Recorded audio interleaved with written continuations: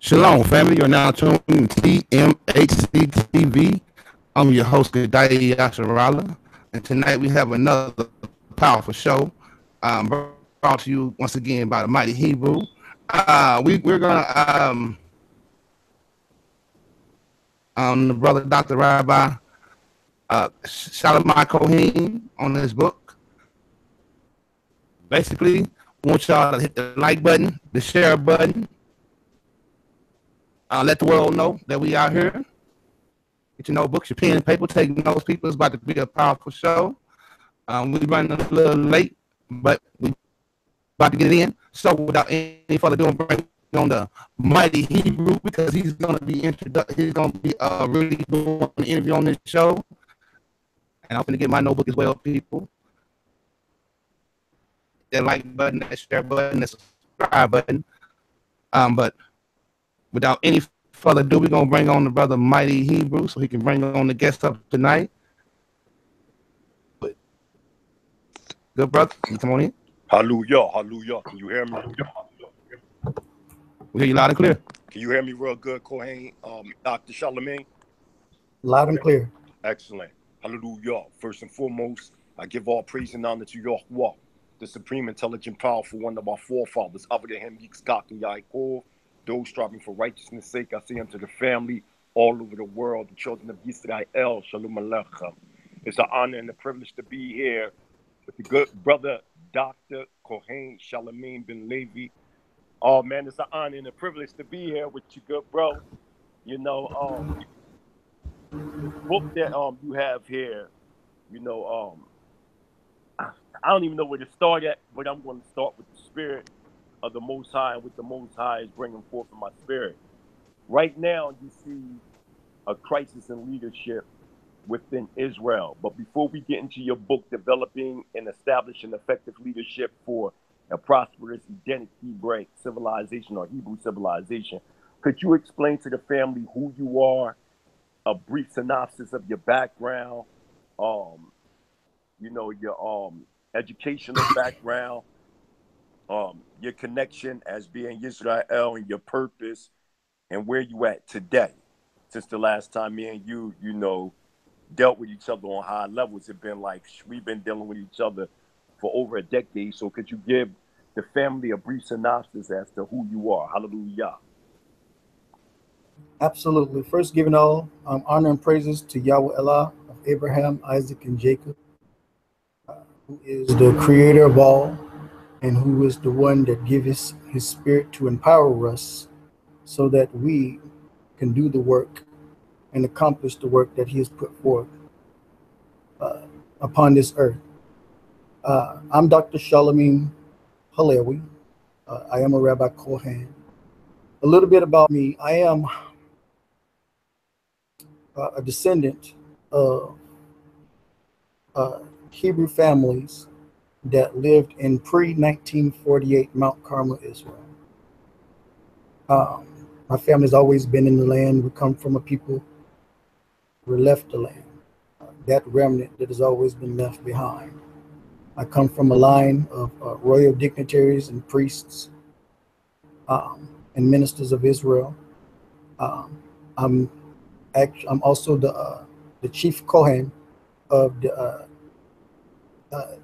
Mizrahi Ethiopian Jewish Council, which is over the highest Israeli Torah Brit Yahad, as well as the leader of the Edenic Civilization, the anointed leader of the Edenic Civilization. A little bit about my academic background. I do have a Doctor of Medicine, a Doctor of Integrative Medicine, which means that I am trained in more than one specialty, which includes family medicine, international public health, tropical medicine, natural childbirth, gynecology and obstetrics, medical nutrition, and hematology with a focus in treating sickle cell patients. I'm also a medical inventor of 6 different medicines that are actually already on the market and are manufactured under FDA, CMG, GMP registration and supervision, and available through pharmacies. I'm the former lieutenant colonel of the International Blue Cross and Blue Crescent, which is a registered humanitarian medical organization affiliated with the World Health Organization and the United Nations. I'm also affiliated with the United Nations Department of Economical and Social Affairs, as well as the United Nations Global Compact. Is registered with the United Nations and recognized globally as an intergovernmental organization. I'm also the current standing chief rabbinical representative of the State of Israel and the diaspora to the UN-sponsored Global Peace Conference, sponsored by the Puran International, which is an annual conference that has been in existence before all of us were born. Marcus Garvey, W. Du Bois, Haile Selassie, and other great leaders have spoken at the Peace Conference. And I've been blessed to be able to represent the people before the Peace Conference alongside heads of state, royal dignitaries, scholars, UN ambassadors, and different administrations that are part of the United Nations General Assembly of Nations. I'm also the president of the current Kushite Hebrew Yeshiva, which is an open international university, which is recognized and registered with the Florida Department of Education, and in collaboration with a network of global colleges and universities that are now standing to offer academic programs to low-income, impoverished, and disadvantaged peoples throughout Africa, the Middle East, and South America. Also the author of, currently I have 3 published books: Developing, Establishing Effective Leadership, The Way, The Prophetic Messianic Voice, and book Growing Intellectually, Spiritually, and Prophetically in the Israelite Culture and Faith. And I'm currently in the process of publishing a library of 21, consisting of 21 plus books on every aspect of Hebrew culture, Hebrew living, economic development, and pretty much everything that would be essential for one to be able to grow and root themselves into the Hebrew culture. So that's a little bit about me and everything. Hallelujah. Hallelujah. And yes, nice portfolio. Right now, there's a situation going on throughout Israel, today, and I know that you've been seeing it, and that's dealing with effective leadership. I was wondering if you can mute your mic, like what we have to do it so it won't echo you as well. Okay, there you go. That's much better. Okay, you can hear me all much better. Good. So much better, yeah. Okay, good. Now getting back to the point, there's a major crisis in leadership going on right now in Israel. And you wrote a book that I read some time ago, and it's an excellent book. I wind up letting somebody hold it. Somebody either died. She gonna wind up reordering it for me, right? Right. It's called Developing and Establishing Effective Leadership for a Prosperous Edenic Hebrew Civilization. It's a brilliant masterpiece and manual. One of the first books I read of you, I think it was dealing with the Hebrew Israelite faith and culture. I have right here your book, The Way, as well. Excellent piece too. You was, as a matter of fact, you was the first one that gave me the understanding of our Hebraic origins going back to the Indus Valley. What do you see that's going on right now within Israel when it pertains to effective leadership, as well as ineffective leadership? What do you see that is hurting us the most as a nation, and what can we do to heal ourselves? Well, that actually was what I was discussing earlier today with the Honorable Prince Aziel and some other elders and princes in regards to us needing to bring reformation. One thing about me is I am very big on leadership structure, leadership development, and leadership discipline. Those who know me and those who cross my paths, they're listening and everything, they probably have seen my response to certain leaders that I simply wouldn't sit at the table with, while there's other leaders I give the right hand of fellowship. And the reason why I treat certain people differently than I treat others has everything to do with their leadership development background. Right now, what I've seen, because of course I was the leader of a congregation up until 2010 when I did resign. And me resigning was not me giving up. It was me actually growing into a bigger audience. But as I watched, since I was no longer a congregational leader, as I watched and observed amongst the Hebrew Israelites, especially in the United States, all I saw was just people just wanting titles and glory for themselves. But most of the people I would see that, you're talking about, you just found out you're Israelite, and how they came and found out, that's another story in and of itself. But you say you're an Israelite and you just found out because somebody told you or you read it or something like that, and 6 months, a year later, now you all of a sudden you're a Moreh, or you're a Kohan, because you say you're Kohan, and you got 20 different groups on Pal Talk and 30 different groups on this social media, and you get all of these little sectarian congregations and groups and people all over the place, and everybody's fighting and everybody wants to be right, nobody wants to be wrong, but nobody wants to be corrected, nobody wants to be held accountable to do the work required that it takes, and what it takes to become a leader. And yes, I've pointed out that we have too many people who have the education that's equivalent to a high school diploma, not even an associate's degree level, whether and that education is associated with the white man. We have academic institutions and colleges all over Africa.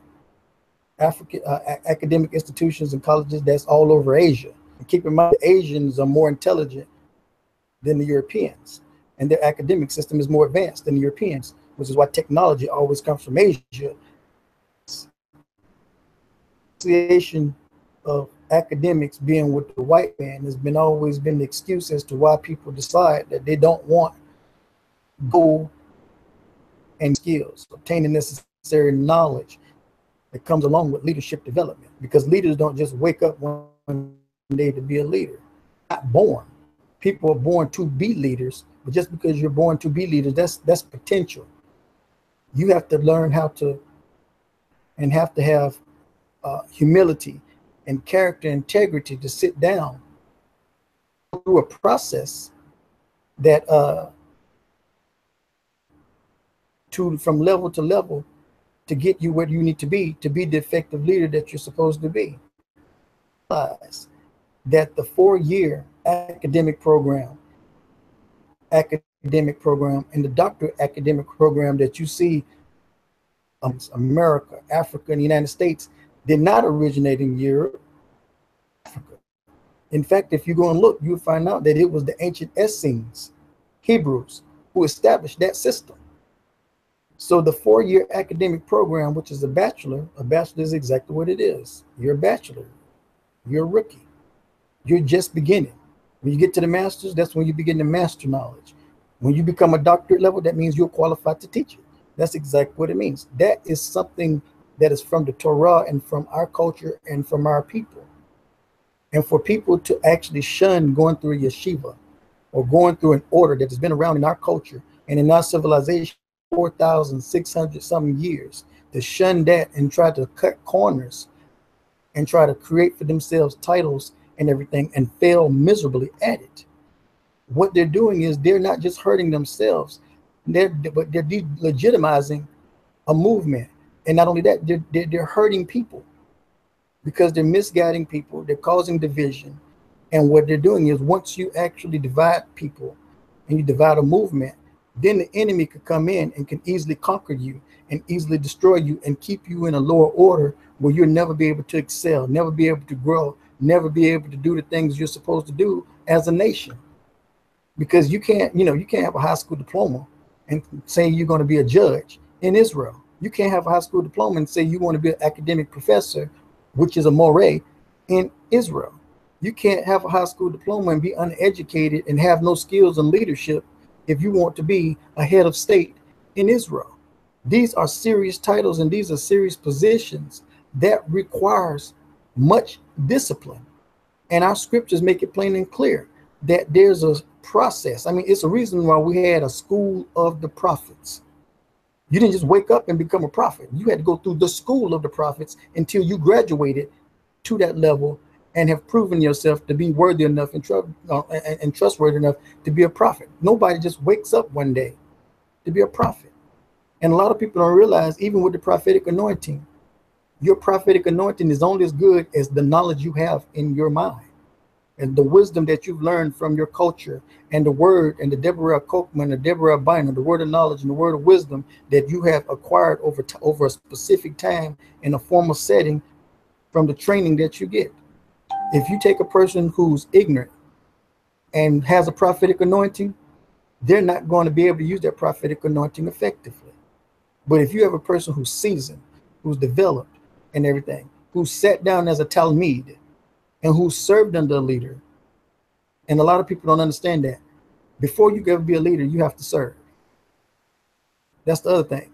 Nobody wants to serve, but everybody wants to be served. The reason why I can speak at the level I speak and stand and speak to nations, which is something that is very rare for a leader amongst our people to be able to do in this age and time. The reason why I could get nations and politicians and heads of state and ambassadors and peace ambassadors and scholars to sit down and listen to me say and take everything I say seriously is because before I was ever Rabbi Kohan, I used to actually clean toilets for a spiritual leader. I used to carry the books of a spiritual leader. I used to mop the floor of a spiritual leader where I come from.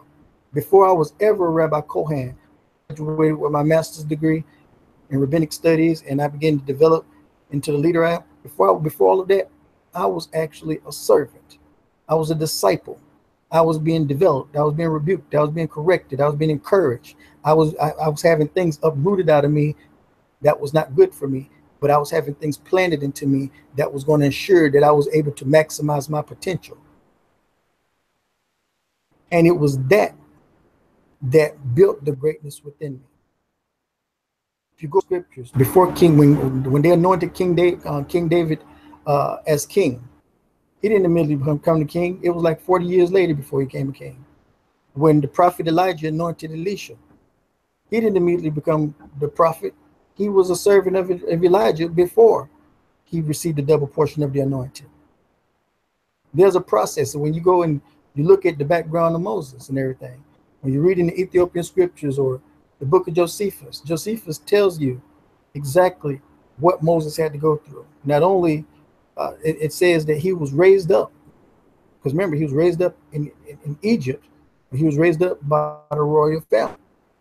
He studied the Greeks, he studied the Babylonians, he studied the knowledge of all the nations of around him, compared the knowledge for when they agree, and he compared the knowledge for when they contradict and differed. To presumptive judgment, like you have lawyers who are trying to win a fight for no just cause. So before he ever became the leader of Israel, he had to serve in the Egyptian army.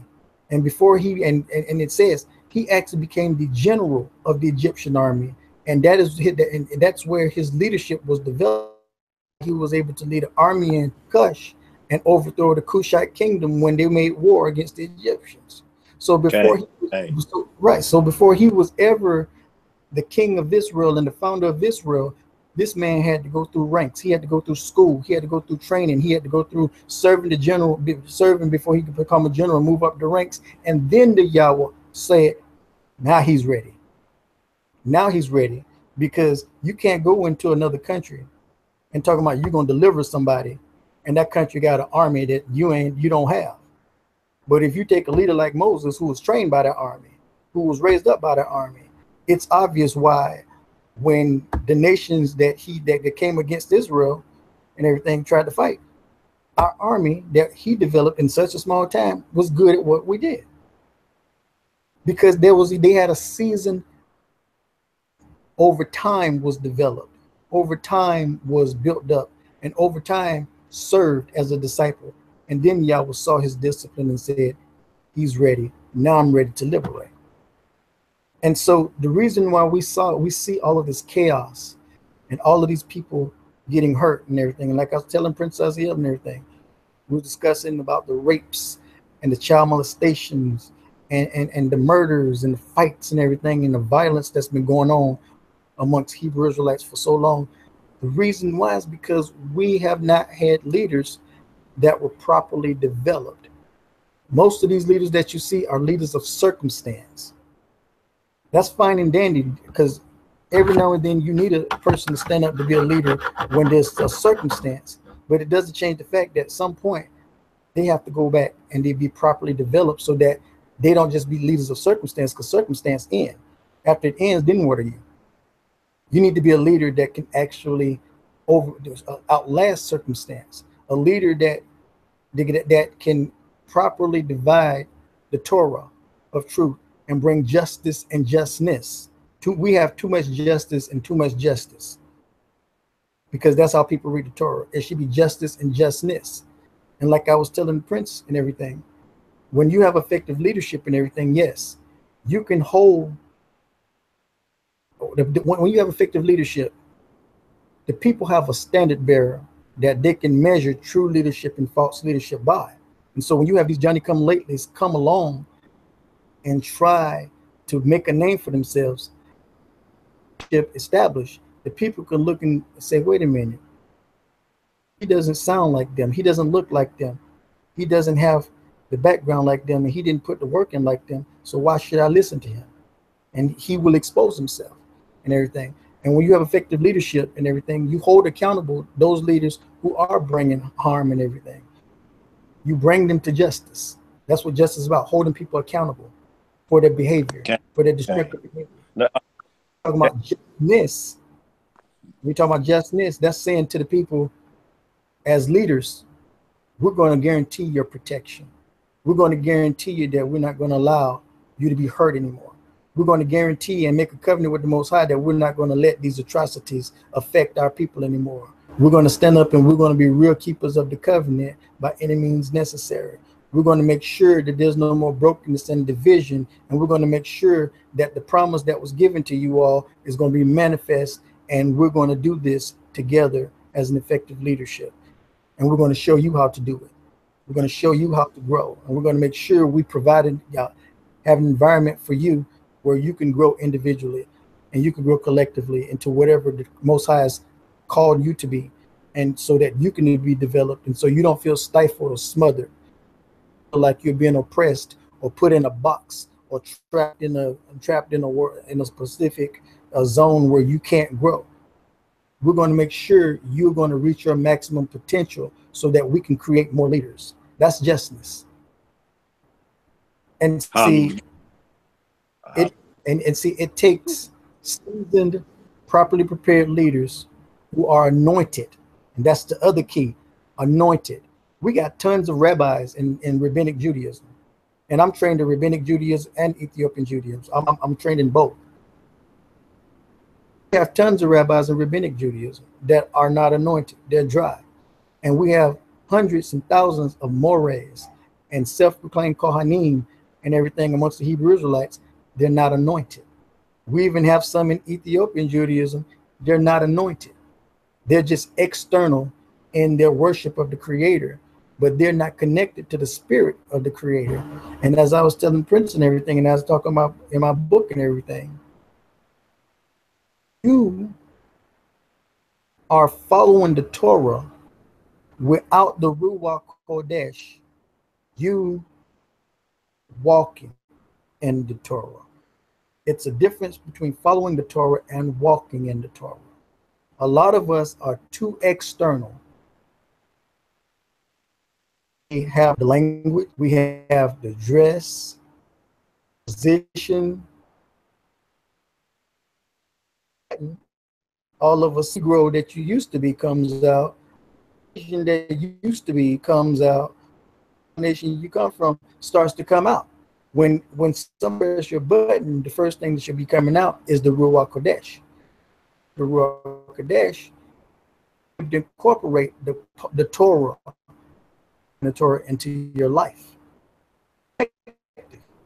Because even in the book of Ezekiel, it says, I will give you a spirit heart. Take the stony heart and give you a heart of flesh, meaning I'm going to make you a natural man. Then he says, and I will and cause you to walk in the Torah. So obviously, in order to properly walk in the Torah, have the Ruach Kodesh. The purpose of the Ruach Kodesh is you to the mind of Yahweh. And once you're connected to the mind of Yahweh, that's how you develop the divine intellect. And when you develop divine intellect, then you're able to properly have the proper guidance and everything, because that is how you become a complete Hebrew. You have too many incomplete Hebrews in leadership, just like you have too many complete Hebrews following incomplete Hebrew leadership, because they don't have that anointing. And you can't be, it's one thing to be anointed with the anointing oil. That's part of our culture, to have a leader, to have the anointing oil poured on the head of a leader. But if he can't tap into the Ruach Kodesh, that anointing oil is no different from body oil or any other type of oil. It's useless. So there's a physical ritual anointing we go through. But the spirit, the Ruach Kodesh, the prophetic anointing that Yahweh puts on a leader, that's what counts and activates that leader, makes that leader complete, and makes that leader effective, because that is what is empowering that leader. And just like it says in the book of Numbers, it says, and Yahweh took the spirit that was upon Moses, and he placed it upon the 70 elders, and they became prophetic. And it says, but then it spilled over into the camp, and some of the others became prophetic, and Joshua became protective of Moses and was like, should I stop these people who are in the camp prophesying and become prophetic? And Moses says something profound. He says, are you jealous for my sake? In other words, why are you being so protective, as if I'm the only one who's worthy of the anointing, and only one who's worthy to have the spirit upon me? He said, oh, that all of Yahweh's people, that all Yahweh's people have the spirit, the Ruach Kodesh, and that they would become prophetic. That's literally what it says in the scriptures. So he's already saying, when you have effective leadership who have the Ruach Kodesh upon them, Yahweh could take that spirit from upon that leader and place it upon the people who are following that leader, and empower them to help do the work and help fulfill the vision of that leader and that leadership. But the only way you can help a leader fulfill a vision is if that leader has a vision. And the only way a leader can have a vision is if he has the anointing on him from the Most High Yahweh. Okay. And that requires being connected to the mind of Yahweh through the Ruach Kodesh. And that is a factor that's been missing amongst 98% of the Hebrew Israelites and the Jews. And the reason why we're stumbling, not at just the sectarian level, but we're stumbling at a level where we could be facing AD 70 all over again in Israel, because of the incompetent, unanointed leadership that is misrepresenting all of our people, Jews, Hebrews, everybody. The Muslims and everything who are under their leadership are all being put in jeopardy because of incompetent, unanointed leadership in the government of Israel. So we got the land that's in a crisis, and then we got the diaspora that's in a crisis. And the only way we're going to get out of this crisis is if we reform and rebuild and reestablish leadership according to how the Torah and of how culture has ordained and established. Because it says, if Yahweh does not build a house, then everyone who's building is building in vain. Gang, hallelujah. That was very powerful what you said, because I see the same thing that you see, Kohen, because me and you basically up there in age. I'm in my early 40s. We pushing it. And I know when we were coming up, learning about this culture, whereas though you more or less, you was born in the culture. I've been in the culture for 25 years, and I know when we first was getting involved, you didn't have the internet and social media to teach you. And I remember it was days, you know, being under Prince Kids out in Philly. It was like I had to do a lot of dirty stuff before I became a teacher. And it's very important for the listening audience to listen to Kohen Charlemagne, because you have to be humble. And I see on social media, there is this projection out there. I'm this type of leader. I'm that type of leader. I'm this type of leader. But there's no effect. And when you said about the anointed, you know, I remember Prince Asiel, my spiritual Saba, calling me like, are you ready? And I'm like, yeah, I'm ready. Okay, whatever it is, right? So I wound up going to Chicago and going through that anointing process, like you said, the physical anointing, and then being appointed as a prince.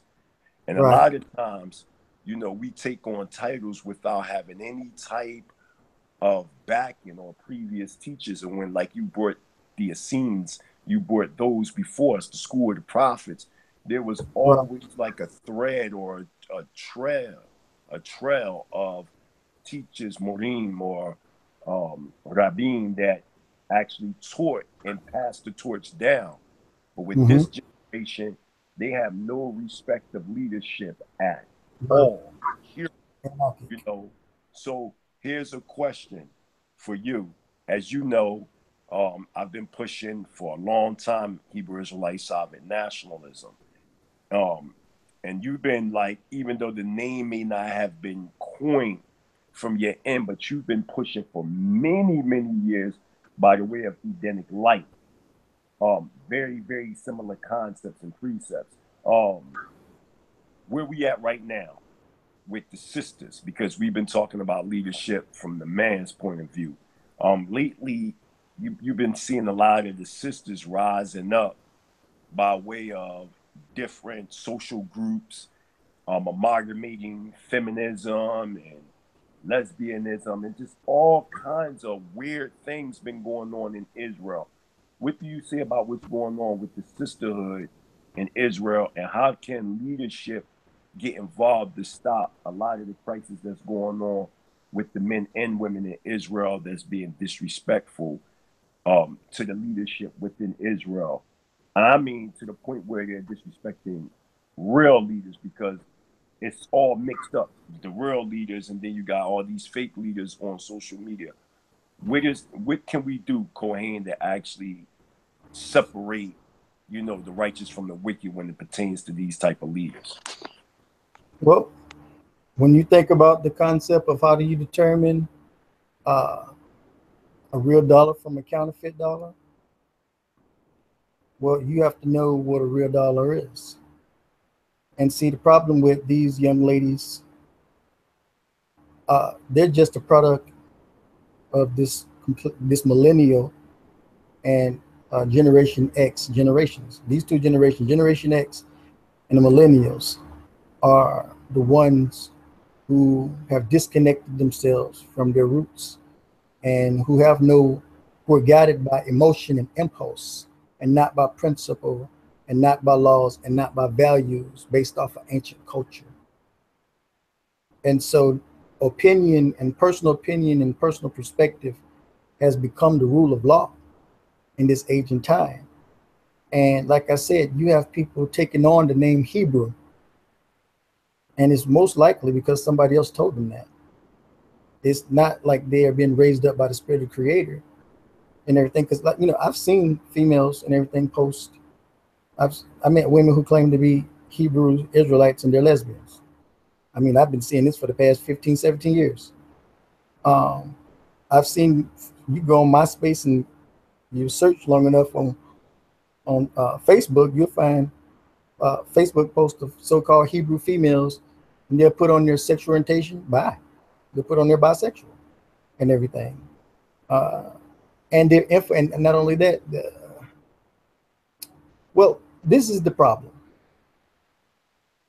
If you have ineffectual leadership that is doing everything wrong, then it's obvious you're not going to have proper following, and the people are not going to be properly founded and developed and raised up properly. I have talked to countless of women, including Hebrew sisters who claim to be interested in our family. And I could tell you it took forever and ever and ever and amen forever to even find a second Isha with the abundance of women that exists for my family. And most of them weren't even taught what a zona is. They don't even know that if you have sex with more than one man outside of marriage, you're a zona. Nobody taught them this. None of the Hebrew camps taught them this. Nobody teaches them that, you know, having sex with somebody does not just make you married. There's no ceremony. There was this thing, they had the internet sex marriages where brothers were telling the sisters, hey, we could get married over the internet. You can stay in your state and everything. And you have one brother, he done married 5 females or claimed to marry 5 females or got them thinking they married over the internet. And all they do is visit him for sexual sexual relations and everything. What? And this is how, yes, this was been going on for quite some time. And they just visit for sexual relations and everything. Remember I told you about the STD outbreak? Well, that's the reason why. The internet sex marriage was one of the culprits. And then you have these sisters walking around and they don't want to get treated for the STDs. You got the brothers walking around, they don't get treated for the STDs. And then you have the brothers beating up the sisters. You have those brothers exploiting the sisters. They're beating up and killing children and everything. You got countless of children getting caught up in the Department of Children and Families because of the parents and everything. And so when you start abusing women, you start exploiting women, you start oppressing women, you can't, it's wrong, but you can't expect nothing but them to corrupt and start doing things abnormal or unnatural because they're abused, they're damaged and everything. And so, yeah, there's a spirit that has risen up, and the whole spirit of lesbianism is about the spirit of rebellion, the spirit of Lilith. A lot of people like to use the term the spirit of Jezebel. Jezebel, because Jezebel was a woman and her spirit doesn't come back because the dead's not supposed to come back. It's the spirit that was in Jezebel that's the problem. And that's when you go to, which is the demoness of the night. And that's the person, and that's the demonic spirit that is rising up in women and causing women to rebel and everything. But see, what she's doing is she's causing women to rebel with the deception that they're rebelling from oppression. But then they're going from one oppression into destruction. Because instead of standing up and saying, you know, I don't want a man who's not going to work. I don't want a man I got to take care of. I don't want a man who's going to beat me. I don't want a man who's going to exploit my daughter. And I don't want a man who's going to just want me for sex and throw me away. Instead of standing up and saying that and having a standard and saying, this is the kind of man I want. No, they go and they, instead of get healing and everything, they go and allow their brokenness to lead them down the path where they start turning to each other for comfort and love. And, you know, and while I'm 100% against lesbianism, I'm also understanding why you see some widespread epidemic and why they're rebelling and everything. Women have been abused and treated like property, just like black people for hundreds of years, especially under the European slave system and everything. And they've been, you know, it used to be a time, and I don't know, maybe you've seen it before growing up and everything, it used to be a time you could beat your wife. And the only thing the police would do is just come and tell you to go cool off. You come back and beat us some more and he won't come. Yeah, I remember them days, watching family members of mine when I was younger. They would get into arguments with their significant other. Right. Now, you might have my uncle, destroyed my aunt. And the only thing that the police tell them to do is cool off and take a walk. And Right. come back. I remember them days. I was like I remember that in the early 80s. I remember that. Right. See, when you abuse a woman or a man, especially when they're younger, and you know, it's been shown time and time again in many studies that a lot of homosexuality tendencies is directly related to abuse when you're a child. And a lot of people don't understand when you take advantage of someone who's innocent, and you're the opposite sex and everything, there's a trauma that occurs that affects your hormones. Studied this in holistic medical school and regular medical school. They agree on this at least. There's a process that there's a traumatizing process that happens with your hormone. When a woman is being raped, her main hormone is estrogen, where a man's main hormone is testosterone. If a woman is being abused and everything and being raped, and she's trying to resist, but she's helpless, she's been forced down, what happens is she starts to produce testosterone as a way to build strength to fight back, even if she can't win. And when she loses that battle and has to give her body up by force, that testosterone never goes away. When testosterone builds up in your body as a woman, you start to take on manly features and mannerisms. If you take an innocent little boy and you violate him, and he has to defend himself. Number one, if it's a male, what happens is, just like if you know in the animal kingdom, you have the alpha dog or the alpha lion, and then you have the other lions that are male and they're subject to him, they're afraid of him. And anytime the alpha lion rises up and roars, the other lions by nature jump up and run. And if he attacks them, they submit. A lot of times they don't fight back, and when he lets them go, they run. That's estrogen. That's the fear of estrogen building up. And when you take and you put a male in that position and then violate him as an innocent child, and because and he knows you're a position of authority and everything, while he can't fight back. And his body is going to respond as if he's not the alpha male. He's going to respond as if whoever's violating him is the alpha person. And it's going to produce estrogen in him. And once he's gotten violated, the estrogen never goes away. And so you have these people who are walking around bruised and damaged, raped. And I can tell you right now, and I've actually started a campaign because it's just, I just can't take it anymore. I've never met a woman from the time I was in elementary school. I've never met a girl, a teenager, or a woman. In other words, all throughout my development, I've never met someone who was not raped or molested.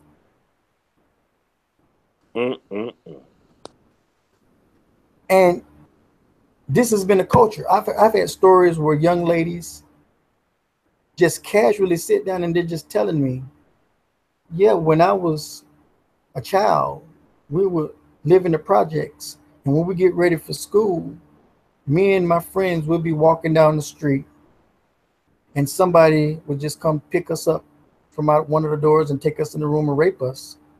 And then after that, they put on our clothes and everything. Our friends would go ahead and go to school. Nobody say nothing. They take and put on our clothes and then drive us to school. And then, of course, on the way coming back, we knew that another one of us was going to get raped, and they'll fix us up and send us on our way back home.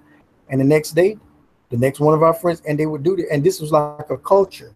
And the way they would say it, there was no tears. But you can see that the disconnect was because they were broken. And they couldn't see that after all of that happened, and nobody intervened, nobody protected them, and they just thought it was a way of life and the way it's supposed to be. Now they've gone through life, and now they got 4 or 5 baby daddies. They keep attracting men who are abusing them. And each man that they get with and lie down with abuses them and neglects them and takes advantage of them, is causing that much more brokenness in them. And they can't see it until somebody gives them professional counseling and is able to take them down memory lane and make them face these tragedies and these atrocities and see. Excuse me, go ahead. Excuse me, go ahead. not to cut you off, I just want to bring in something real quick, what you're saying right there. Uh-huh.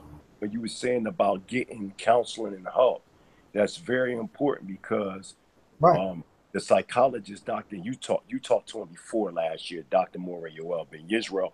One of our objectives was to bring in some type of psychology / Torah centered spirituality into our people, because right now Israel, they're not dealing with the culture based on, you know, a cultural aspect and heritage. Is more or less religiosity, and because of that, they shun the psychological part out. And I think it's very important that amongst the Kohanim that we have professional psychologists like yourself. There has been a lot of, abuse in our communities. When I was younger, I was physically abused. I was in, a couple foster homes. My mother, she was recovering alcoholic. She'd been sober for over 30 years. But before then, I was in foster homes from 2 years old to 12 years old. And in them foster homes, I was physically abused by older women. I was sexually abused. So you have these things in our community that nobody's talking about, even when it comes to, young boys being sexually molested. Nobody talks about that. Nobody's talking about daughters in Israel being sexually molested. They're sweeping under the rug. And I Right. just wanted to ask you, do you feel as though it's very effective for us as a nation, and mainly amongst the Kohanim, the Levitical priesthood, to take some type of psychology courses that actually help our people? Because right now, our people, they don't, they look at psychology as a part of the Euro-Gentile system. And Right. because of that, they shun it. What do Right. you see about the incorporation of psychology? Let me rephrase that, because that's always been a part of our some way, somehow. How would you incorporate that into today's understanding within the Hebrew Israelite nation, as well as the Judaic world at large? Because this is a very important subject, and it lines with effective leadership. And I feel as though if the leadership can't speak about this, then they're not leaders. What do you say about that, Kohen? Well, in our leadership program, including the leadership programs we have through the Open International University, is a mandatory part of leadership training. Even if you go to rabbinical yeshiva, you have to take up pastoral counseling. That's just mandatory.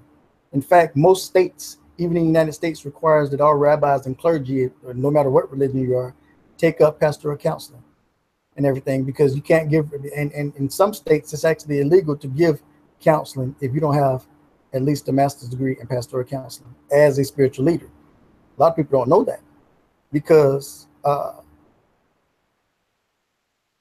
course, one of my multiple specialties, I'm an integrative psychiatrist. I incorporate physical medicine, integrative medicine. I incorporate nutrition. I incorporate hormone therapy, along with pastoral counseling as what we call integrative psychiatry and everything. Because for one, you got to have a person not only face their trials and face their tribulations and stop denying it, for one, but you also have to fix what is broken. And of course, pastoral counseling is always the first line. All leaders who are standing, for one, all leaders can't counsel, because there are different tasks and there are different responsibilities that are delegated to each leader based off his purpose and calling and everything. Like, for example, we don't need ambassadors that travel around the world doing counseling. We don't need heads of state counseling. We need to install leaders at the pastoral level who can be there with the people day and night and be able to offer that type of service. and everything. And so I've actually upped it a notch where where spiritual leaders can take up integrative pastoral counseling or integrative pastoral psychology, psychotherapy, where they can incorporate pastoral counseling and medical nutrition and other forms of therapy with natural internal medicine to help balance that person and everything. Because it takes more, once you've damaged the person at that level, counseling alone is not going to do it. And we've already seen it. Pastoral counseling has been around forever, and it has done absolutely nothing. Psychiatry has been around forever, and it's not been effective. But if you incorporate psychiatry, pastoral counseling, and holistic nutrition based off of proper training, you can begin to help a person heal as a total person. Because once again, trauma equals stress. Stress strips your body of proper nutrients that regulate your hormones. And so when you've been traumatized from rape and everything, you're talking about long-term stress. And we're talking about your body being completely depleted. That's why when so many people go to the doctor and they take vitamin D tests and they take nutrient tests, it's low and it's depleted. And so all of these things have to be incorporated. So when you're talking about leadership, spiritual leadership, certain leaders have to be trained at the pastoral level. And it's at the pastoral level where we will have the first line of intervention. And then, of course, developing more holistic doctors. And I'm talking about real holistic doctors who can stand like I stand and because I teach medical doctors. I teach dentists. I teach chiropractors and everything. I train them and everything through the American Association of Integrative and Pastoral Medicine, in which I'm the president. I train nurses and everything, and I train them and help them cross over from the allopathic world into the holistic world so that they can use both the knowledge of both Western and Eastern medicine to be effective in their treatment protocols toward patients. And so, even though we have this problem and this epidemic with the lesbianism and the homosexuality, because we got some brothers who are homosexual too. My suggestion is don't try to fight fire with fire. Try to stand and find out the underlying cause to what's causing these women to act like this, what's causing them to behave in this manner. Because I can assure you, these women with understanding and wanting to, and with trying to understand them and trying to find the root cause, most of them are going to open up and you're going to find the trauma. And you got to look at it like this. If you've been beaten by several men, you've been raped, you've been exploited, you didn't have 5 or 6 boyfriends and none of them work out, how would you expect this woman to want to submit when she's been abused and all she's seen in her life are men who never measured up, who never took the role of leadership, of husband, never took the role of being the nurturer toward his wife and treating her like a queen? How can you expect these women to actually want to submit? Blame them, even though it's not right that they're not submitting. It's still, you got to see why they're not submitting, and you got to uproot the underlying cause. Because I can assure you, nobody wakes up one day and just say, hey, I want to be a homosexual. There's a process that happens that leads to that. And, most people don't realize homosexuality and lesbianism is regulated by the same hormone structure in our body that regulates our thyroid. It's part of the endocrine system. And so just like you have type 1 and type 2 diabetes, you got one. Type 2 is something you inherited because you're irresponsible or because something happened in your life. Type 1 is something that you inherit, you're born with. And the reason why you're born with type 1 diabetes is because your parents and your grandparents had destructive diets and destructive lifestyles, and they passed that on to you, and you inherited that. And that's how you end up with type 1 diabetes, which is difficult to treat.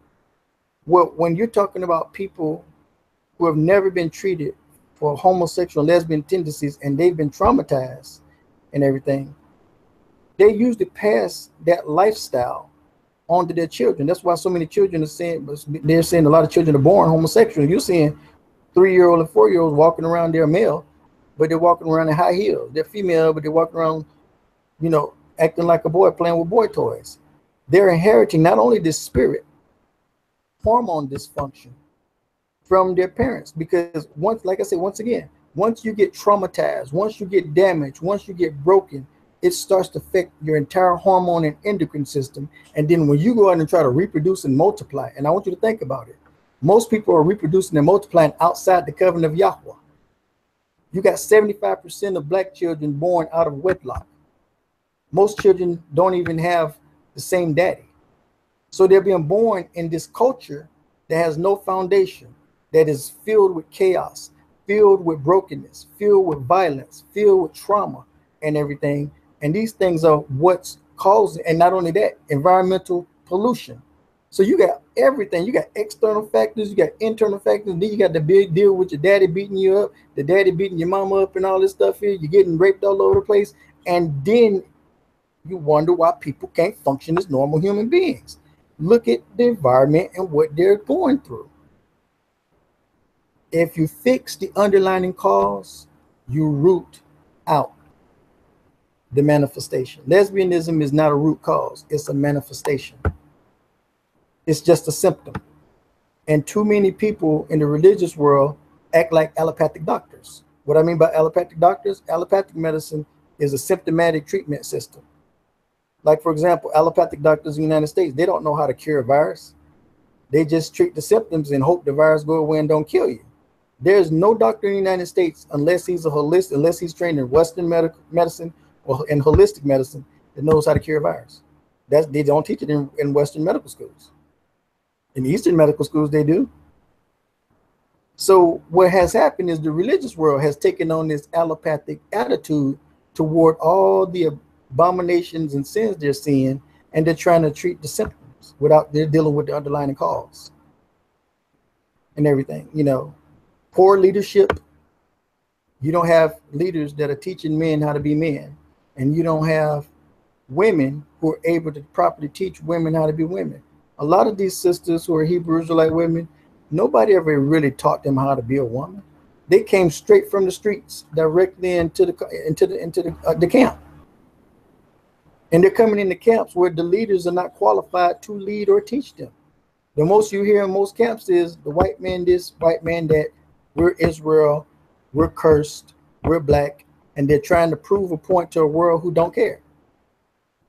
They focus too much on trying to prove themselves to a world who's not going to listen to them anyways, rather than trying to build their own people. They're trying to gain acceptance from a world that don't care. I'm telling you, the world does not care whether you are black, white, Jew, yellow, purple, or whatever as a Jew. They don't care. But we spend too much time trying to prove that, and yet you don't hear nobody talking about the traumas, the atrocities. And we spend too much time trying to compare our culture to Christianity. Believe that ain't our culture, so why are we giving them so much time and energy? All that time and energy you give to talking about other cultures and what they don't believe in, you're robbing. You could be using that time to bring healing to your people. You could be using that time to make sure that we have effective leadership and everything, and that effective leadership is putting into places all the things that's needed to raise up proper men and women and children, and make sure we have law, order, authority, and respect, character building, and spiritual building and development, and teaching brothers how to defend your women instead of abusing your women, how to protect your women instead of exploiting them, how to see marriage as something sacred and everything, instead of seeing every booty you see walking past, somehow you're going to use the Torah to get to it and exploit it. Because I didn't see it happen too many times.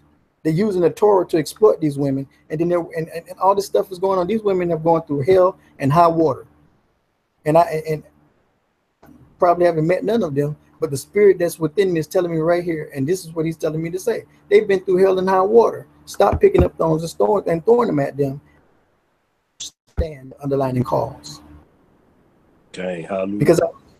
Because I can assure you, if these women are able to heal by nature, they're going to submit. And if these brothers can be taught right and be instilled with the power of the Ruach Kodesh and taught how to be gentlemen, how to be lovers, how to be men, how to be nurturers, and how to be responsible and hard workers, they'll stand in their position as leaders instead of abusers and tyrants. Edenic law reigns supreme when people are whole. It can't reign supreme in broken people. So we have to fix the people if we expect the people to operate correctly and naturally as they're according to their original design. Does that make sense? Okay, absolutely, Kohen. Absolutely. Last week you put up, you know, a couple of pictures. I think it was like 12 altogether, 12 people. Could you mention some of them people like overseas, because you were speaking in that post you put up about effective leadership, and I seen some leaders. I think one was in Zimbabwe and different, you know, in some other place. One in India.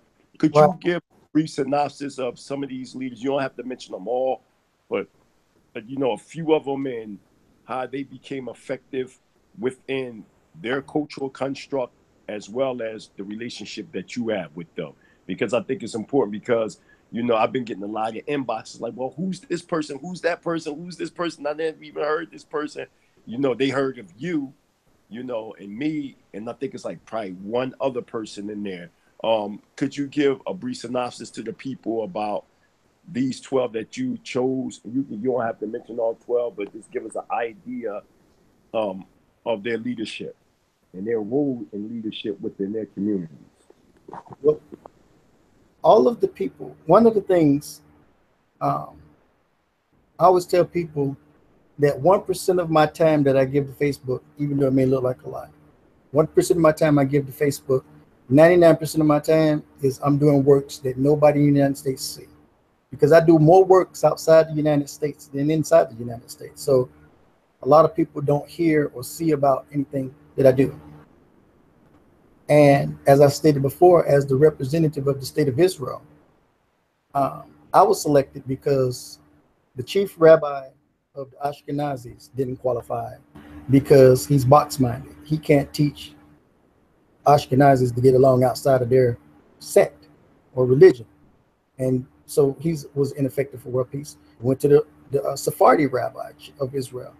He didn't qualify either, because once again, he wouldn't be able to go and speak to the United Nations before the world in a reconciliatory tone in regards to world peace and everything. And so it just so happened, by the grace of the Most High, because I was already a humanitarian medic and I was already doing works and overseeing. A lot of people don't realize I oversaw missions in most of the disaster zones, where war-torn places, including Libya, Syria, Benin, Gambia. In fact, I was affiliated with many of the physicians that worked in Gambia, in the Gambian hospital, the homeopathic hospital that Yahya had established before he stepped down as president. I've had affiliations with people in Europe. And so when I was called upon to be the representative of the state of Israel and everything, I took it and I spoke, and it became a sensation. I ended up being featured in quite a few Islamic magazines that are distributed in all the different countries. And we're talking about the fundamental Islamic nations. I was gaining traction. We started getting Muslims and Hindus asking for Torahs, and we're backed up right now, because it's just I don't have enough resources to give everybody Torahs and everything. But Afghanistan, Pakistan, Iran, Iraq, Yemen, even in their crisis, Syria, even in their crisis, Egypt, all of these, I started getting responses. India, Japan, I have people who support me in Japan.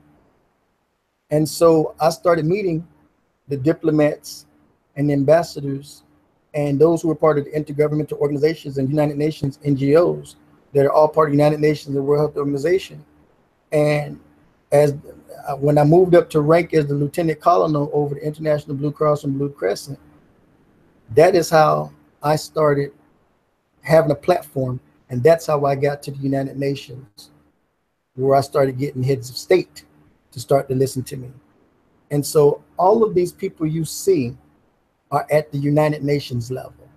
All of these people you see have a voice in their government, in their respective nation. If you notice, Zimbabwe just had a coup. They didn't, and it wasn't no normal coup.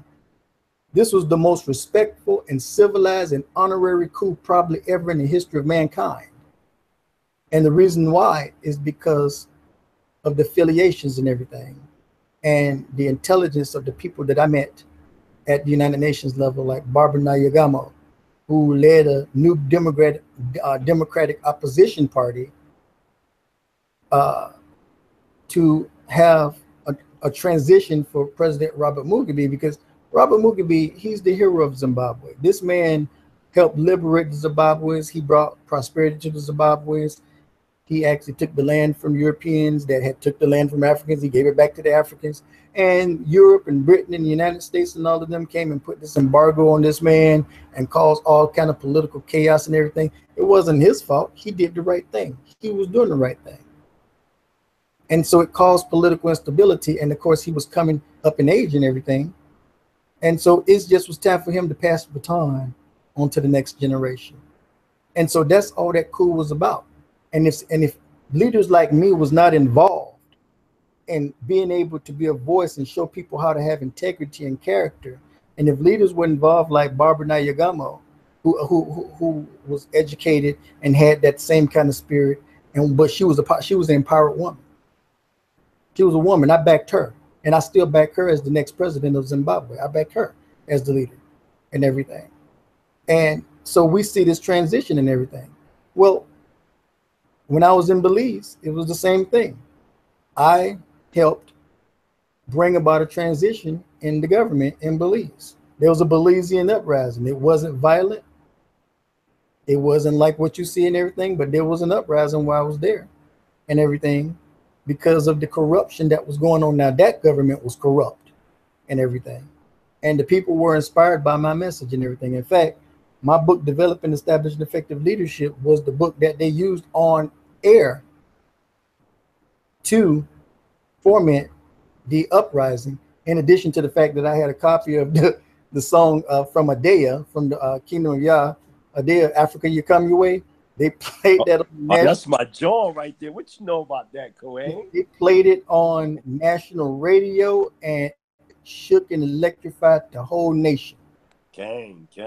And I got the other brother from Haiti. We're going to back him to run for Prime Minister of Haiti in the near future and everything. And so all of these people you're seeing, Prem Grover, he's like the humanitarian of the year. I mean, this is the ultimate. He's from India. He's the nicest man, and he's about reconciliation. And then I have the guru in Pakistan, awesome leader. I actually helped them become who they are. I helped them register with the United Nations and become one of the largest humanitarian organizations in the world, where they ended up being getting the mantle to host the peace conference. So the Most High Yahweh used me, a Mizrahi Ethiopian Jew, who's from the chosen seed, to go out into all of these nations and make covenants and make brotherhood and fellowship with these people and find all of the righteous of the earth and everything. But if you see how it's being done, and if you notice what I'm saying, people are being put in positions to be the next leader of their government.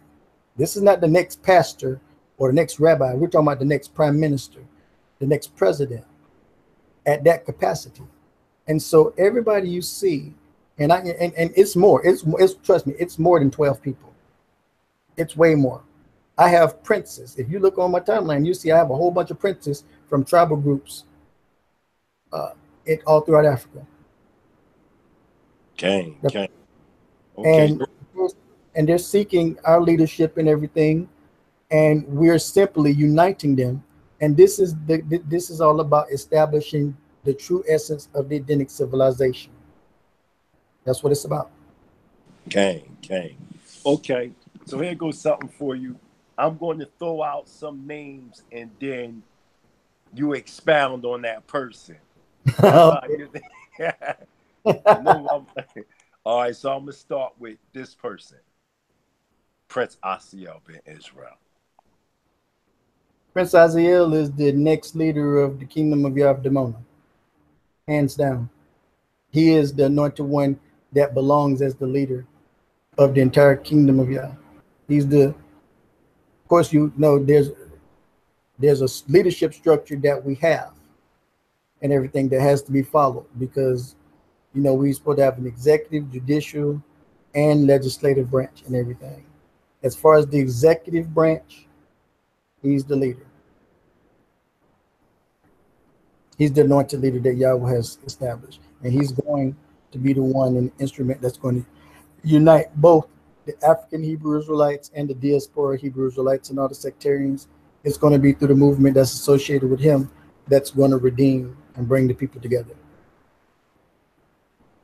Okay, absolutely. Okay, let me throw some other people out there. I mean, I'm just trying to think of some people.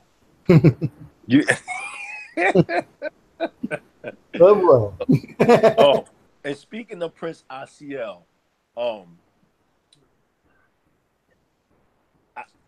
his leadership skills is extraordinary, and I know you've been talking to him a lot lately. You know, it's an honor that we moving in this direction.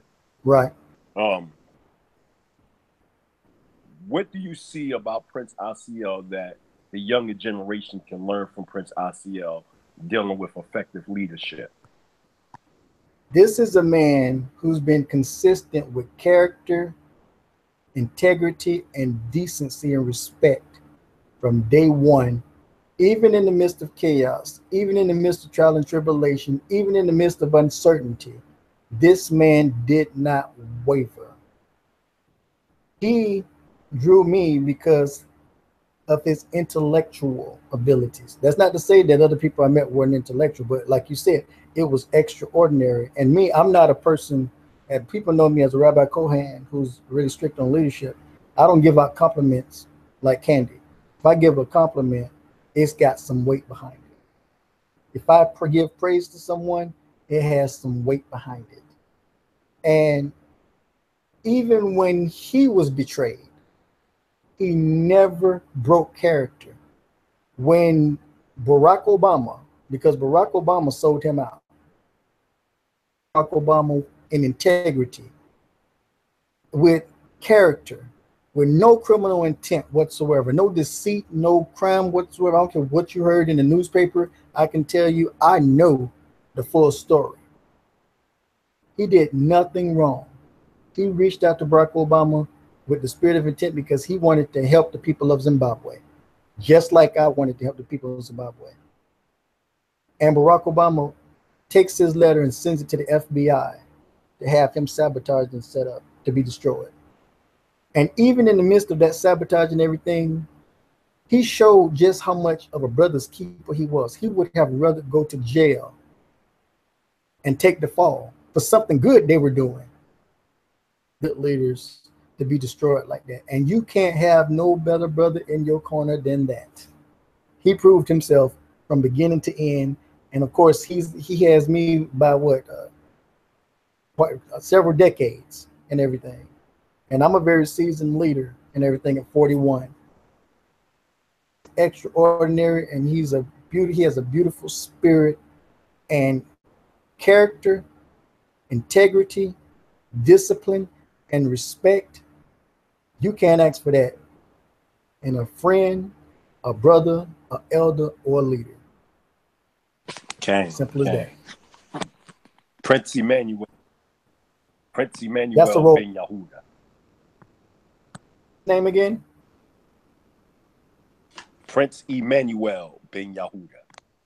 Emmanuel bin Yehuda. I'm not sure I'm aware of him. The one that's over in Dimona right now. Is he the leader? Well, they got more or less a council, but he's like, I won't say he's the leader, but I'll switch it to somebody else. The president of Liberia.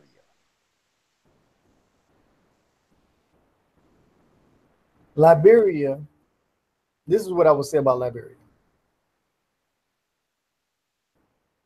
Liberia needs major change, like it's supposed to. I would say more so, actually, more so that I would still want to say something about Louis Farrakhan in regards to Liberia, more so than the president of Liberia, if I can.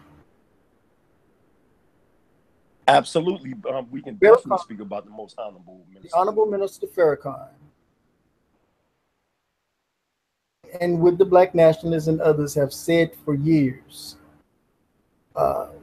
they wanted to separate, and they keep talking about self-determination and doing for ourselves and everything. And I'm going to actually include all of this and everything. And so I did write to him, and he also heard one of my audio teachings, and he actually responded to it, believe it or not. And this was in the past 2 months. But I pointed out and I said, first, we have right here on American soil, we have the oldest Black founded city in the United States right outside of Orlando called Eatonton.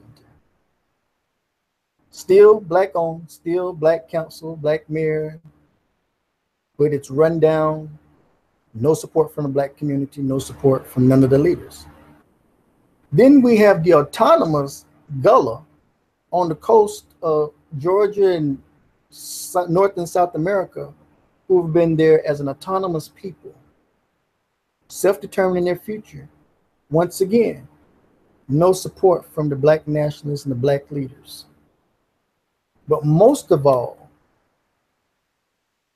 acres in the mule that we never got, the Black people never got. And I'm thinking to myself, Liberia is actually more than 40 acres in a mule. Liberia was created as a promise to the 40 acre and a mule so that Black people and former Black slaves could go and determine their own destiny and prosper and be in their own nation. So why won't Louis Farrakhan and the Black nationalists and everyone else who wants this separation and who wants self-determination, why won't they take themselves over to Liberia that's designed for them and build up Liberia? But at the same time, for the diaspora communities like Eatonton and the Gullahs, include them and build them up and create an economic system between all of them and establish a righteous government in Liberia, so and bring in the nations to come help do trade with the African nations and bring in other African nations to help develop this country so that it can prosper. Why won't they go and do that? It's incomprehensible, because they keep talking about it. They keep complaining about being second-class citizens and everything, but why won't the leadership get up and take their butts over there and start developing this doggone land in this country? That's where I stand with Liberia. As far as the president of Liberia, he needs help. He can't do it by himself. Liberia is struggling. Liberia is still in poverty. Liberia still has a long way to go. But if the people over here who are complaining about being second-class citizens and complaining about being shut up and mistreated by the police and the judicial system that's tearing families apart and delegitimizing fathers and everything in the legal system and locking everybody up, why not go to Liberia and establish a better world and a better system for your people? Absolutely.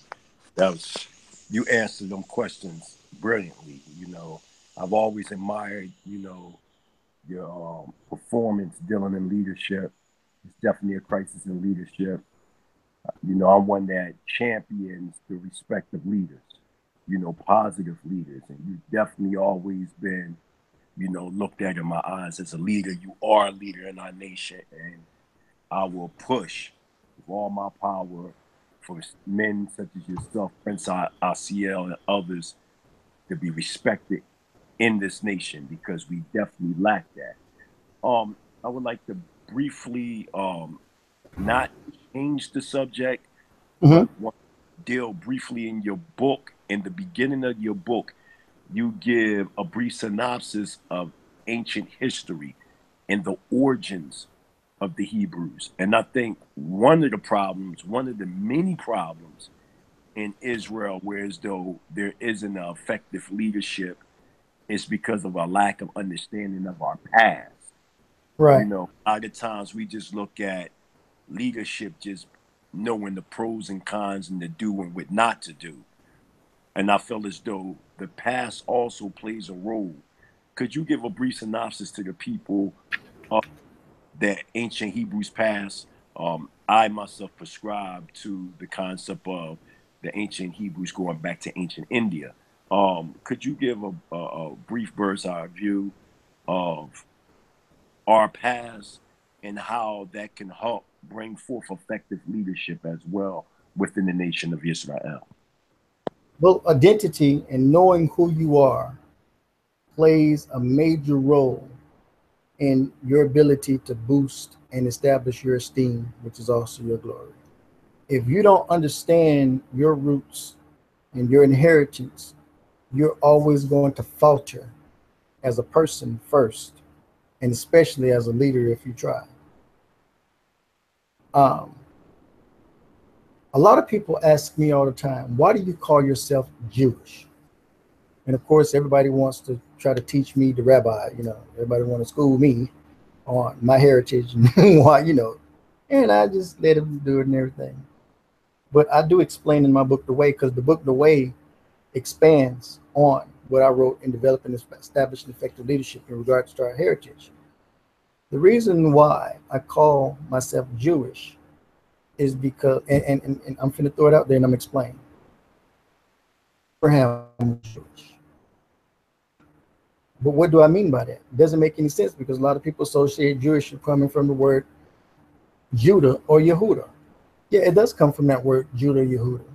But our forefather Yehuda, the person in the scriptures who was a descendant of Jacob, of course, the name didn't originate with him. He obviously got his name from someone else. Just like a lot of us, when we name our children, I can assure you somebody else has that name as well and everything. So, of course, we've been conditioned to think in limited and not go back further enough to understand. And so when we hear certain words and everything, we automatically think, hey, this is Judah. So a Levite can't be a Jew. A Danite can't be a Jew because it's Yehuda. And it's incorrect because we're not talking about the Yehuda that came from Jacob. The Yehuda that came before Abraham. And a lot of times we also call them the Yadavas. Well, the Yadavas, That came from either end. right? The Yadavas, right? The Yadavas were the leaders.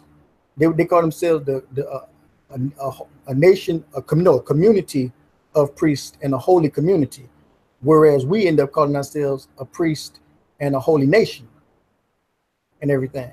And the Yadavas were the leading council of peoples in the Indus Valley civilization. They used to call them the Harappan. If you read in my book, The Way, I actually published several documents that was from, I believe, the Babylonians. There was a document that was from the Egyptians, and there was a document, I believe, either from the Syrians or the Syrians. I'm going by on the top of my head now.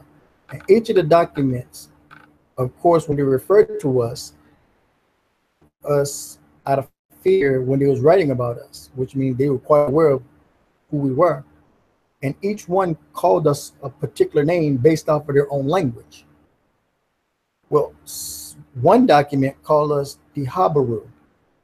Another, I think in another document called us the Still talking about the same people. And then, of course, you have documents that refer to us as the Eberites, where we get the word Hebrew. Well, Habaru, Haparu, Eberu, and Harappa are all referenced to the same people.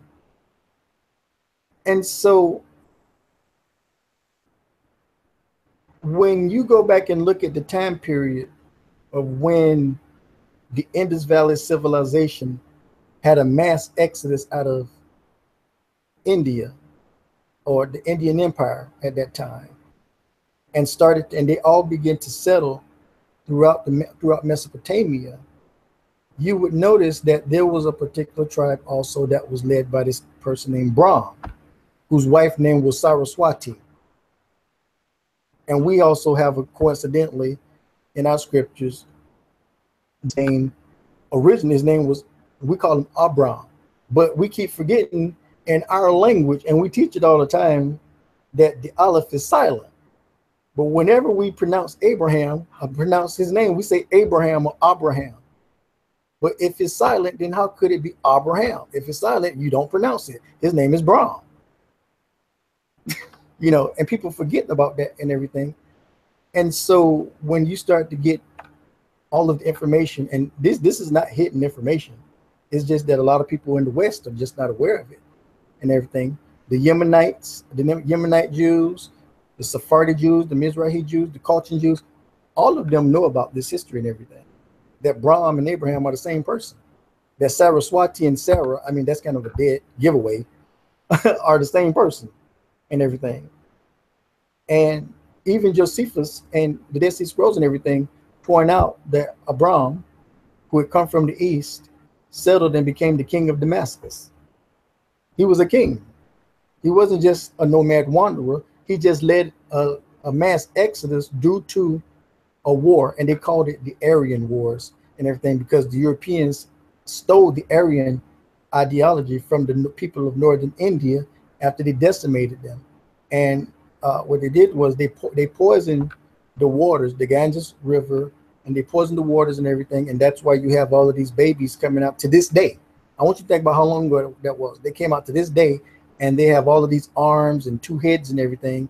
And that's and there's no coincidence that all of the gods that the Hindus worship looks just like the babies that are being born and everything. When you look at the core of the culture, when you look at Buddhism, Hinduism, and everything, and you look at the core, because I've sat down with Buddhist monks and I've sat down with Hindi priests. You know, Hindi priests are called Kohanim.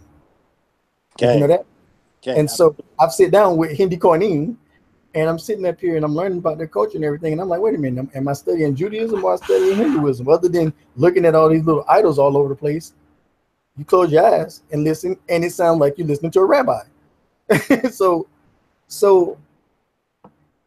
we all actually come from a common origin and everything. That's why the Brahmin Trinity pops up in Egypt. The Brahmin Trinity pops up in Christianity. Coincidentally, the person who founded modern Christianity in 325 was a Mithra worshiper. That's from Persia. That was actually an ancient Indian deity and everything. Because at one time, before Persia was Persia, Persia was a part of the Indian Empire. In fact, even in the book of Esther, it says that India extended all the way from the continent of India, or the nation of India, all the way over to Ethiopia in Africa. All of that was and everything. And so all of that civilization, that's why today when you see the music, the dance, the style and everything between Jews and Muslims and Hindus and Buddhists and Persians, it's identical. It's just some, you know, distinctive similarities, distinctive differences that happen over time and everything. But it does not change the fact that all of us come from the same origins. And when you actually read the scriptures in context and understanding, all of our Josephus, everybody makes it plain and clear. We came from Asia, which was India. And, you know, and that's why I use the term Mizrahi Ethiopian Jewish. That doesn't indicate the fact that I'm Israelite, because I am an Israelite.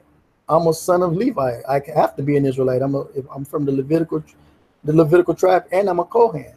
So I know I'm an Israelite But because of my understanding and the broader understanding of my culture and everything, that's why I use the term I'm a Mizrahi Jew. King, hallelujah, because I was having a discussion with somebody, and you may hear a lot of, some of Your the voice, Jewish. Can you hear me now? Can you hear me now? You can hear me? I hear you. Can you Your hear me? voice, Go ahead. okay, there you go. Can you hear me now? Okay, yeah, I can hear you. Like I was speaking to this rabbi not too long ago, and we was breaking down to one to another as to why they referred to Abraham as being, a Jew or Jewish. And it's Right, just like you said, going back to the tribal origins of Abraham, going back to ancient India amongst the Yadavas. And later on, right, took that name as a reminder right. of his grandfather's tribe and That's right. named his son Yehuda after the Yadavas. So it's That's very right. important for us to understand that past, because right now it's a big major argument about the origin of civilization. Where did Right. Hebrews come from? Some people teach it's ancient Sumer. Some people teach that Kemet was before Right. ancient, Sumer, et cetera, et cetera. From my research, Kemet was a colony of ancient India. Right. From northern Kemet was a colony of northern India, and Kush was a colony of southern India. Absolutely, absolutely. So now that's out in the open, and we understand our origins. Do you prescribe that we take, because I do take a fascination of Far Eastern culture, where I know there's a major connection with the ancient Hebrews and the Far Eastern cultures. And I've noticed within Far Eastern cultures, they have a respect when it deals with leadership. Right. Can we I won't say add, but can we look at certain Brahmanistic traditions as well as Zen traditions, Buddhic traditions, to get certain ideas and precepts from them, coaches, to give us a better understanding how to maneuver within our cultural persuasion? What I've studied is that we already have more than enough information and knowledge and wisdom to get ourselves together. Um, I use the Ethiopian scriptures. That's what I was raised on. And of course, over here in the United States, they don't sell the Ethiopian scriptures. So I have to tell people, hey, this is what you have to get to make up the Ethiopian scriptures, which is the Old Testament pseudepigrapha and the Apocrypha and everything, in addition to the Tanakh and everything. That's the closest you'll get to the Ethiopian scriptures. But when you read the Testament of the 12 Patriarchs and other documents like that and everything, we're talking about leadership and character building and spiritual building and everything. And believe it or not, if anything, Christians need to be learning from that, because when you start to read it, you start to understand where the first Christians who were Hebrews got their knowledge and information from, and why you can't find it in the modern Bibles over here in the United States, because the Bibles that they use in the United States is simply not the accurate scriptures, because it's only 1,000 years old, whereas even the early Christians, when they were speaking, even though they kind of like strayed off, especially in 325 AD and everything, when they strayed off, their origins and they still had access to the original scriptures and everything before they started to editing everything out and everything. And so, and that's why when a lot of people hear when I teach, they're like, why do some of your doctrines sound like the Christians? And I'm like, no, the Christian doctrines sound like us. Because I don't study the New Testament and everything. I mean, I've studied the New Testament, I'm aware of it, but I don't teach New Testament doctrine and everything. But I teach from the scriptures that we have, like the Testament 12 Patriarchs, and it teaches similar principles when it comes to character building, when it comes to discipline, when it comes to integrity, and when it comes to leadership and everything. And it helps people transform, and it helps people appreciate their culture better and everything. My whole thing and of understanding Buddhism, Hinduism, and everything was a competency so that I can properly interact with them and respect them and build these alliances as you see. I mean, trust me, if I didn't have cultural competency, you think I would actually have people in India and Pakistan and everything standing with me and adoring me and backing me and being an ally? No, I had to actually learn and understand where they're coming from and everything, and also appreciate that we all have common origins and that we're all closer to each other more than we are farther apart and everything. And with that cultural competency is what helped me to be an effective leader. And one thing about it is, even in our yeshiva and even in our medical program, where I said, you know, I train doctors and nurses and chiropractors and dentists and everything. Everybody has to take up cultural competency. It's part of a 150-hour program that we have. And one of the core aspects of it is cultural competency and everything. So when they go out dealing with people in the humanitarian world and dealing with different cultures, they actually learn, understand that culture, that language, the core beliefs and everything, and learn to respect them and deal with those people on their own level and according to their own faith without imposing and disrespecting them. So I don't believe we need to study and incorporate or bring their knowledge into us and everything, because we are the chosen. If we're the chosen, then we should be standing up to build ourselves to teach others the other way around. And we have more than enough knowledge. We have more than enough wisdom, and we have vast wealth of writings that we have yet to tap into. And one of the reasons why we haven't so many haven't tapped into it, because they keep associating it with white Jews.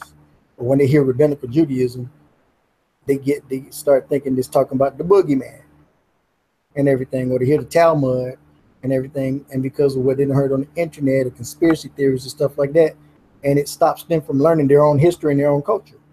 Because Talmud, Mishnah, Dead Sea Scrolls, Pseudepigrapha, Apocrypha, Ethiopian scriptures, Tanakh, it doesn't matter. All of that is ours. That is our rich history, and that comes from our culture, and it's associated with our covenant. That don't belong to anybody else but us who are Israel. And when you deny yourself your own heritage and writings because of what some external factor said, you're just robbing yourself. You know, you're denying yourself proper growth and development. You're denying yourself the ability to expand your wisdom and your knowledge and everything. Because I feel like if we can go out and study other people's cultures, then we can sit our butts down and study those writings that's within our own and everything. Absolutely. Last question.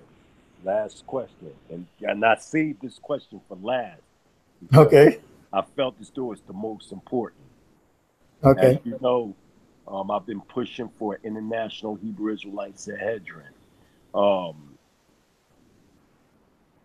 importance of an established court. Give us your input, Kohen, about an effective court system that can oversee Israel all over, and the importance of establishing a court system for our people, so then we can start litigating our own when we're dealing with law and order by the way of Torah Constitution. What is the process of bringing forth a court system that will oversee Israel all over the face of the earth, no matter where they at? And explain to the family how important it is for us to establish a righteous Torah constitutional Senate court system. Well, I don't know if you're aware, but since the first Hebrew community, Jewish community, was established in the United States, we've always had our independent legal court system. When you get a chance, I want you to look up Beth Din of America. That's just one.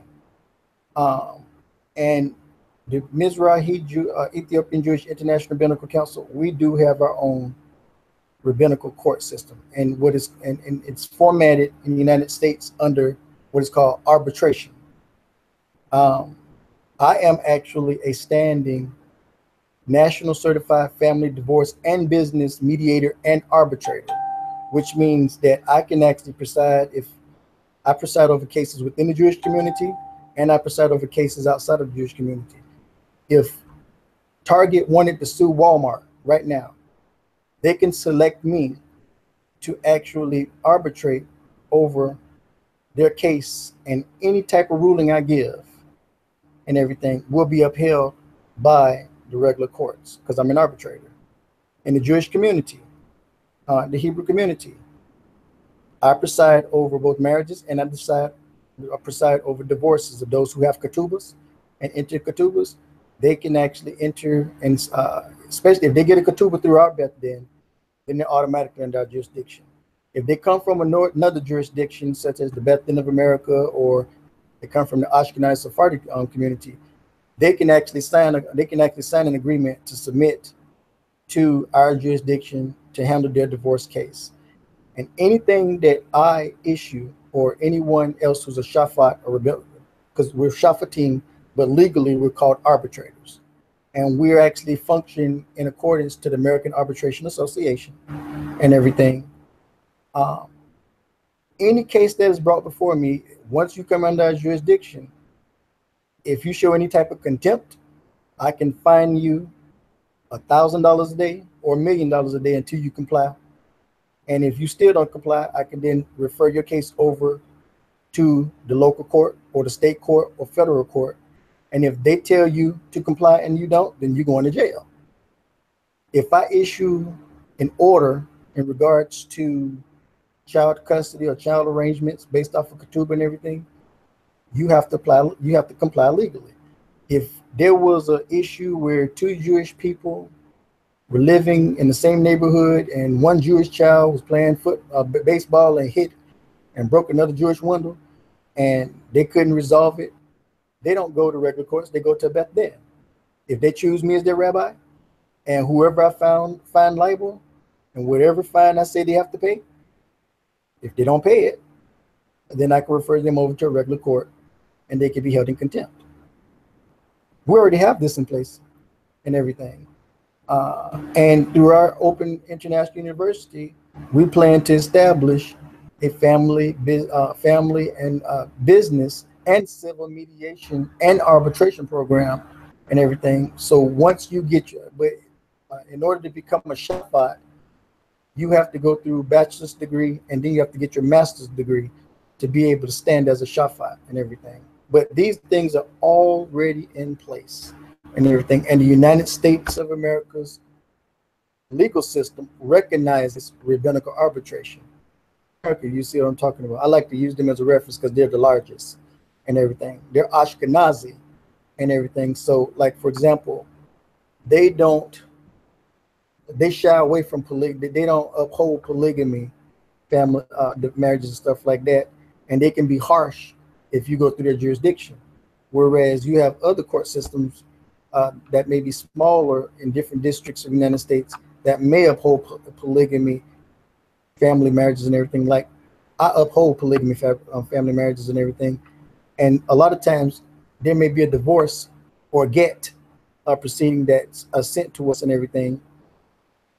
All of the information and get to hear everybody's testimony, I might decide I'm not going to divorce you. I'm going to actually make you go through marriage counseling for 3 to 6 months or 9 months. And then when you complete it, then you come back and you tell me if you still want to be married or you still want to divorce. But if you don't complete it, then you're going to get hit with a $30,000, $40,000 fine. And if you decide you don't want to comply after that, then I'm just going to refer you over to the regular court and have you held in contempt. Or if you may have somebody, like they have these men who want to keep their women as agunas, chained women. They don't want to take care of them. They don't want them no more and everything, but they don't want the woman to marry nobody else, so they won't give them a get. And so the woman is stuck. She can't go and date, and she can't go out on a date and everything because she's going to end up being a zona and everything. And so what we do is we call and order them to come to court, and we try to compel them. We can't force them, but we can compel them and everything. And so if they don't want to comply, we may put out a report to the entire Jewish community to shame them and everything. If they still won't comply and we think it's extreme enough then we may actually use the monetary fines to get them to let that woman go, especially if it's injustice. And if you come to me, for example, and you didn't abuse your wife, I issue out the most stiffest and the harshest penalties I can under both Jewish law and the laws of the United States of America and everything.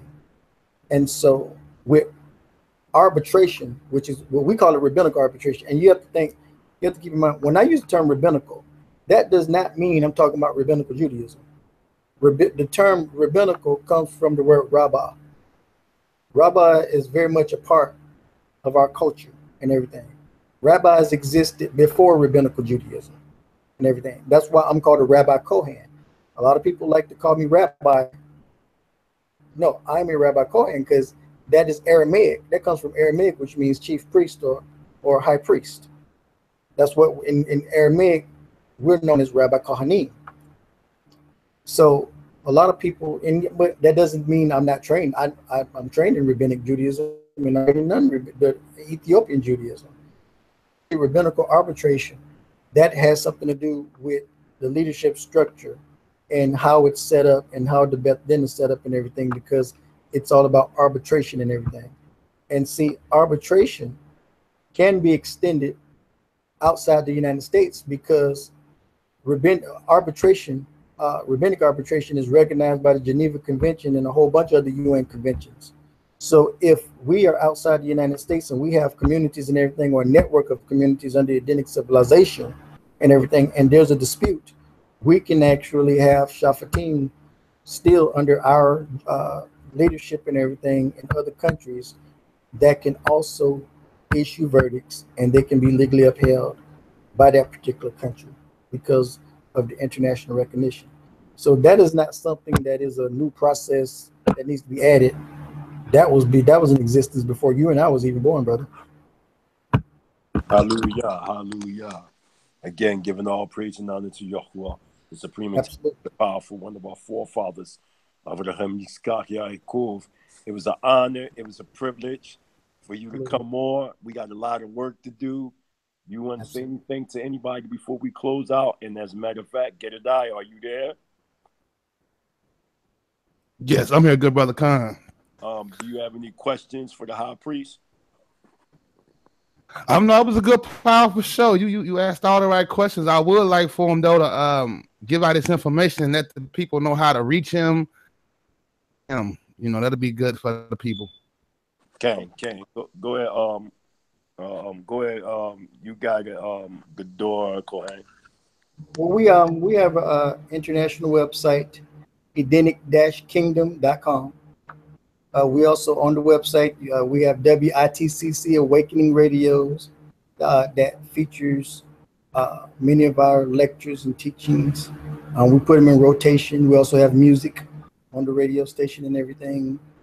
We also have what is known as the Torah Study Tools link, where you can go and you can study and get knowledge and information and everything. And we're in the process of updating and adding more information, including presenting a new website for the Open International University that we have available.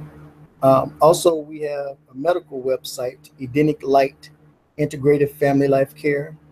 That's at edenic-light.com.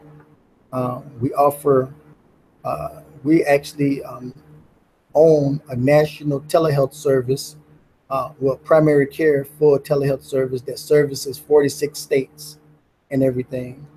And we offer services that are at the same level as if you went to a regular doctor, except we offer holistic medicine and everything that actually we authorize the medicine that come from actual pharmacies and are shipped directly to your home. We do blood labs, nutritional labs. We do MRIs, X-rays, full service and everything in 46 states at affordable services. In fact, because we're registered with the United Nations, the same service you can get from a hospital that may cost you $10,000, you may get from us for a couple of hundreds. The exact same service, no exaggeration.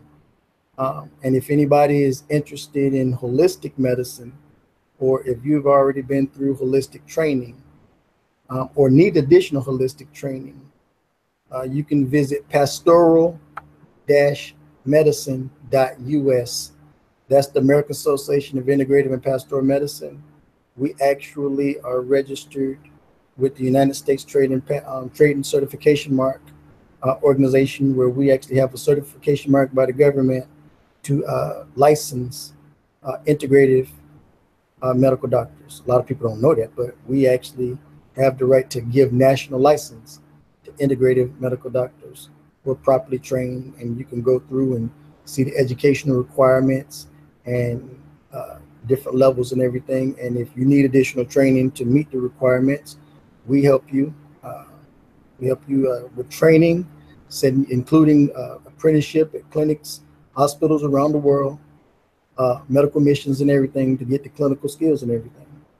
So those are the 3 websites that you can definitely get our information and reach us. If you have any questions or concerns or need medical help or anything, we're here. We're here for the people. Hallelujah, hallelujah. It's an honor and a privilege that you came on. You know, I like your background. Matter of fact, before you go, explain that picture in the background you got there, Kohen. That was given to me by a Muslim community. In fact, we had a Palestinian family that was living across the street from where we live now. And of course, they found out on last Hanukkah when we first moved here, because we decided to follow the traditions that our people used to have in North Africa, where on Hanukkah in North and Northeast Africa, before we had this Arab-Jewish conflict for the past 1,000 years, we had this celebration where Jews and Hebrews would go and deliver gifts to the Muslims on Hanukkah, and they would reciprocate on Ramadan and everything. And so we continued that tradition. And in response, they gave us these beautiful, this is a prayer rug, believe it or not, but I was like, this is too pretty to be putting on the floor. So, and our room actually is set up exactly with colors and everything. It's a kind of royal setup. And so it went perfectly with the colors of our bed, with our dressers, with our curtains and everything. And so I was like, I'm putting this on the wall instead of putting up a frame picture and everything. And so that is, that's a picture of has Middle Eastern buildings and everything on it. Just really beautiful. So that's how that came about.